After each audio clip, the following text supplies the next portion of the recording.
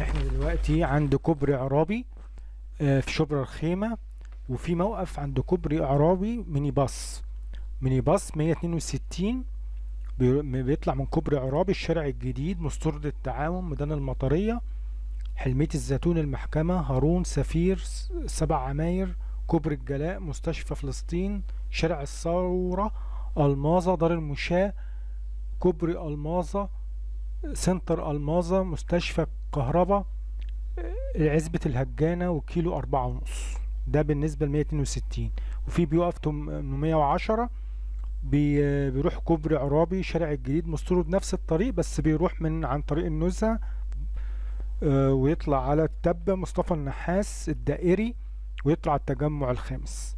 شكرا لحسن استماعكم، وما تنسناش تدعمونا باللايك والشير، وشكرا وإلى اللقاء. شكرا.